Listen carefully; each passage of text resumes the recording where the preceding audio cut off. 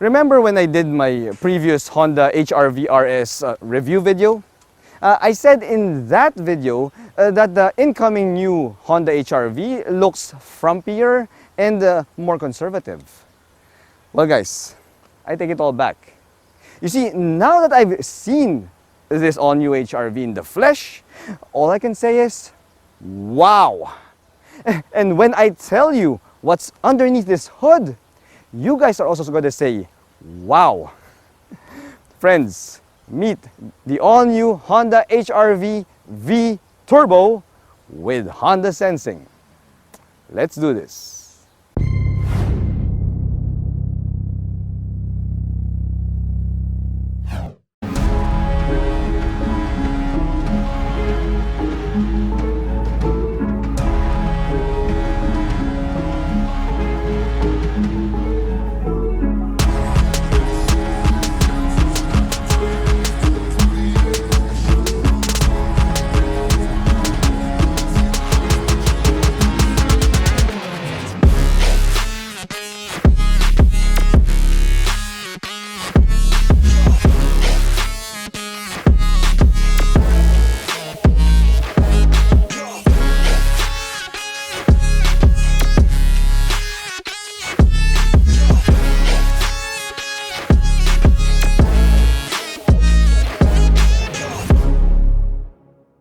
Hello guys, I'm Reagan and welcome back to another car review. If you're new to my channel, I want you to click that subscribe button for your regular dose of Philippine automotive content.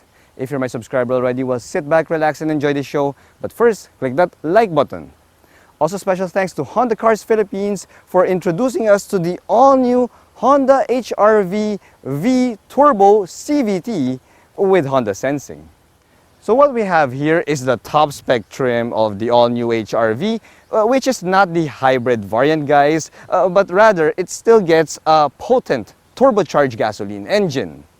Now, considering that this makes more power than the previous gen HR-V, plus it now comes with Honda Sensing, makes me so happy that the retail price is not too far off from the previous model. You see, this top-spec Honda HR-V Turbo CVT with Honda Sensing has a retail price of around 1.6 million Philippine pesos, which is still a very good price, considering that you are getting a fully loaded premium subcompact crossover from Honda. The most polarizing part of the all-new Honda HR-V can be found right here on the front fascia. You see, when you look at it in the internet and look at its photos, yeah, it kind of gives off a frumpy and conservative look. The thing is, I also felt the same with the all-new Honda Civic until I got to see that car in person and I was blown away by how good it looks. Now, the same can be applied to the Honda HR-V. This looks distinctive and unique, and nobody will accuse it of looking frumpy once you see it in the flesh. Now, I'm particularly fond of the way they designed the front grille here. This is a glossy piano black finish, although it's in a gorgeous mesh type design. And I love how it merges well with this futuristic looking LED headlight units here. Now, these LED headlight units are sleek and yes, futuristic, although they look a little bit too similar to the headlight units found on the Toyota Corolla Cross. Now, when you turn your attention to the front bumper, we get a pair of what looks to be LED DRLs here, but guys, don't confuse them with LED DRLs. These are the LED fog lights because the LED DRLs are also incorporated on the headlight housing. Now, the overall look of the all-new Honda HR-V is a premium and a little bit more mature vibe, but yeah, nobody, as I said, will accuse this of looking frumpy.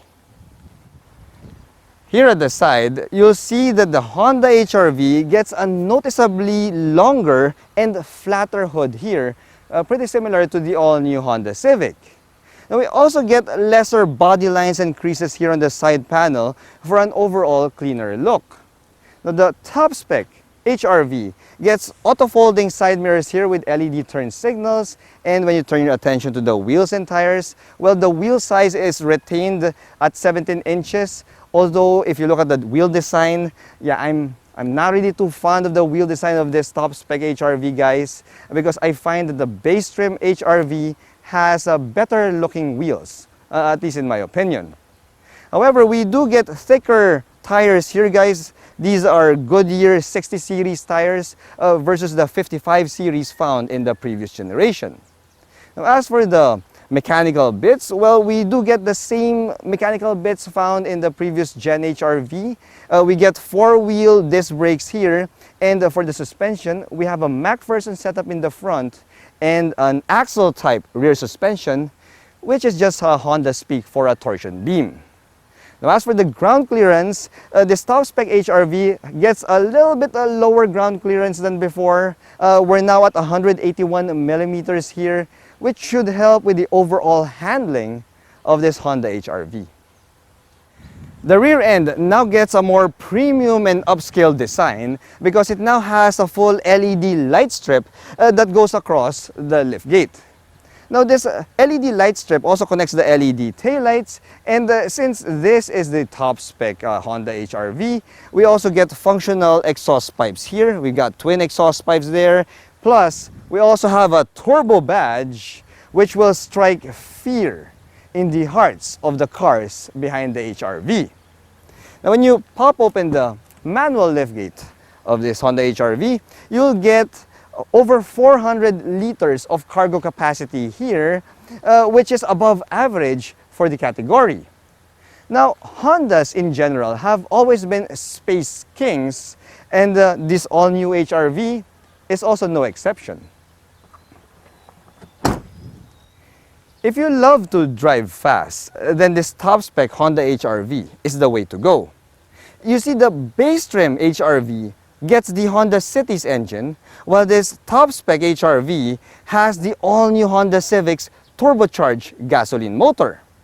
You see, what we have here is a 1.5-liter, 4-cylinder turbocharged gasoline motor that pumps out 176 horsepower and 240 Newton-meters of torque. Now, all of that power is still sent to the front wheels, though, via a CVT transmission.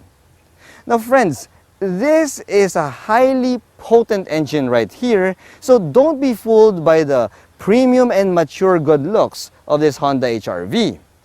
It can easily put the hammer down in case you want to go out and play. The all-new Honda HR-V gets an updated cabin here that follows in the minimalist look that we also saw in the all-new Civic as well as the Honda City. This top-spec trim gets black leather seats here, although we don't get any power adjustments for both driver and front passenger, just to keep the costs low. Now, as for the steering wheel, we get a leather-wrapped steering wheel here, and I do notice that we got a pair of paddle shifters that are peeking out behind the wheel. That's also a good thing. That's pairing with this turbocharged gasoline mill. I love that we have paddle shifters, and we also have buttons here that operate your Honda Sensing safety suite. Now, I am glad that Honda equipped this HR-V, even the base trim, with Honda Sensing, because as you can see on your screen, this is the full suite of driver assist aids and safety bits that will ensure that the HR-V is kept safe at all times. Guys, we live in a reality of distracted driving. We're in a world of distracted driving, guys. So yes, all of those safety bits and driver assist aids are always 2 thumbs up for me.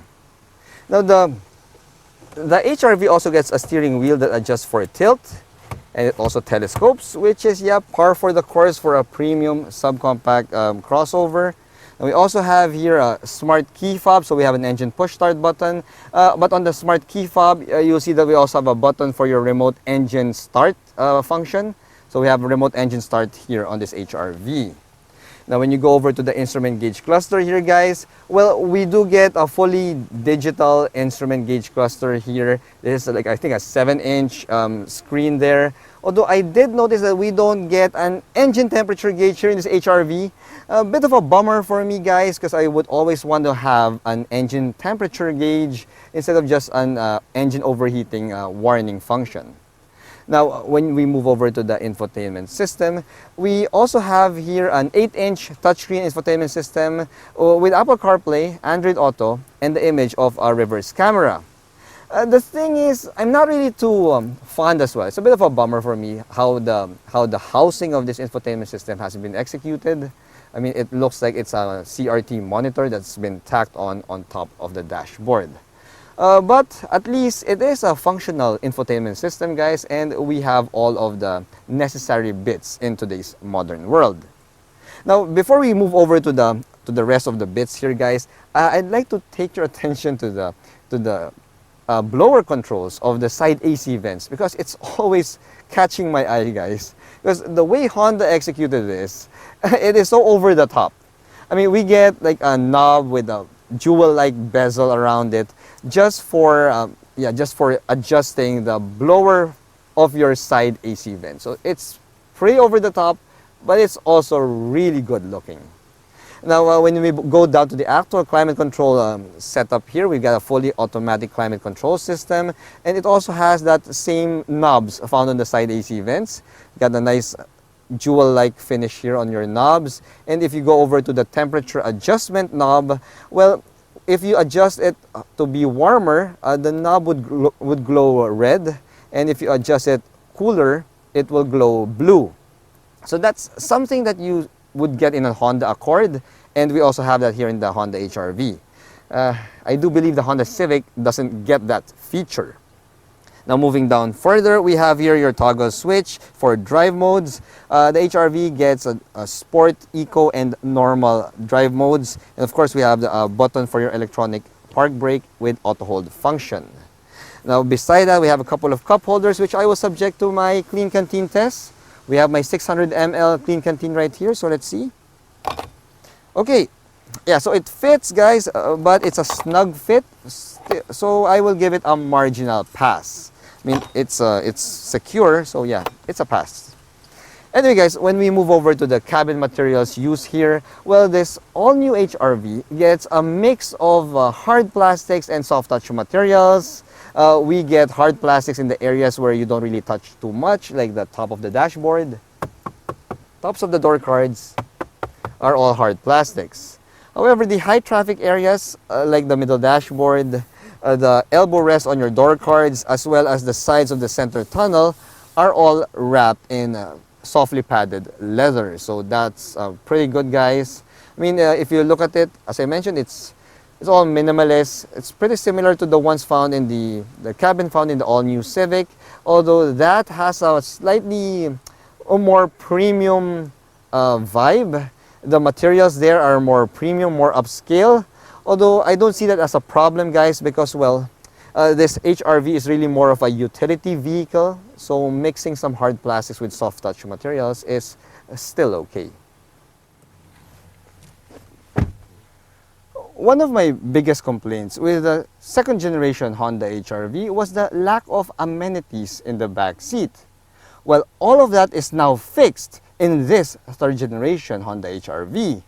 You see, now we get a couple of rear AC vents here. We also have a couple of USB charge ports, and we also have the center armrest with a couple of cup holders. Now, as for the space itself, guys, well, as I said, Hondas are space kings, and the back seat of the HR-V also proves that. You see, guys, I'm 5'6", and this is my driving position here. And I get a good, like, 10 inches of knee room here, and for the headroom, around 4 inches. Now, for a subcompact crossover, this is a lot of space, guys. Now, when you pair that with the nifty ULT seating configuration of the HR-V, where you could just configure the seats any way you want, just so that you could accommodate larger stuff, well, this back seat area is one of the most versatile and spacious in its category. Alright, guys, we are now driving the Honda HR-V Turbo, and I have no idea, guys, why every time I do an advance of filming here at Honda Cars Philippines, it always rains cats and dogs. I mean, it's the height of summer now as I'm shooting this, and it's raining buckets. This was also the same as when I did my advanced screening of the Honda Civic, and yeah, I'm also experiencing the same with this Honda HR-V. So because of the inclement weather, guys, I won't be able to give you a full driving test here. Granted, I am just inside the Honda Cars Philippines complex, so yeah, this will be just an initial impressions drive. Now, as for the driving character of this Honda HR-V Turbo, I did say that we got the Honda Civic's turbocharged gasoline engine here, but it seems that this HR-V got so much more than just that potent engine. You see, the steering feel of the HR-V is really good. We've got a perfect amount of heft here in the steering. It's not too light, but it's also not too heavy that you'd feel like you're driving an SUV or a truck already. It also has a good amount of feedback to it, and it doesn't feel like it's an electric power assist system. So it has a really sharp turn in. See, I'm doing this as safely as I can on this really wet road, guys. But yeah, this HR-V's steering is on point. I love that. And I also love that the handling is also on the decent side. Before it started pouring cats and dogs here, well, I was able to drive it around the parking lot and test out a bit on the handling side. And the handling is pretty sharp. Now, granted, I would love to have a few days with this Honda HR-V to truly see what sort of real-world driving performance it can give. But based on these first impressions, guys, yeah, it is doing a really good job. Yep. Turning radius is also pretty tight, so we were able to make a complete U-turn there. Oh yeah, you guys are not seeing things, just my face. Sorry about that. I completely forgot my other mount at home, so yeah, we just have my face right here talking to you guys. Now, as for the acceleration response, especially in sport mode, well, this HR-V performs like the Honda Civic. We've got a good amount of oomph at the bottom end. In sport mode, the acceleration response is really good, it's really quick. And there's also a bit of a steep incline here inside the Honda Cars Philippines complex. Granted, you guys are not seeing it because, yeah, I only have one GoPro with me right now. But I'm going to try it. I'm going to go up a really steep incline in the wet. So it's raining, guys. And as we go up here, I am showing you that, yes, the HR-V, what I'm going to tell you, because I cannot show you, that the HR-V has no issues at all going up a wet and steep incline. Now, if you consider it, guys, the pricing of this top-spec HR-V is even lower than the top-spec Honda Civic, and you'd be wondering why you'd get the Civic over this HR-V. See, we get the same engine, pretty much almost the same mechanicals, although the HR-V, of course, has a higher ground clearance, and it also has that crossover silhouette, whereas we all know the Civic is a sedan. So it all boils down, guys, to a matter of preference. Some people would prefer the space versatility of this HR-V, and that's well and good. While some people would rather have the form factor and the performance of, let's say, a sedan. So the Honda Civic would also be good. So even if the pricing of this HR-V is at the same level as the Civic, well, both vehicles cater to different sets of requirements. And yeah, it's a good thing that we have both of these options in Honda's stable. Overall, guys, I am quite impressed with this Honda HR-V because it is well put together, and its driving character, at least in my first impressions of it, is well sorted out. Now, we've got that potent turbocharged gasoline engine, we've got the versatile space here, guys, and we also have the crossover form factor. So yeah, this HR-V delivers in practically all the areas for a premium subcompact crossover. The all-new Honda HR-V is a good leap forward for the brand because it now has a potent turbocharged gasoline engine under the hood, and Honda Sensing safety suite. Now, while I did get to drive it for only a short while here, it did give me a good first impression of what it is truly capable of. Now, when I finally get a chance to drive this for a few days, I will give you guys a full driving review video where I will share with you the fuel economy of this HRV as well as its overall driving character. But from my short stint with this beauty right here, oh well guys, I can tell you that the Honda HR-V is still a good value in the premium subcompact crossover category. Thanks for watching.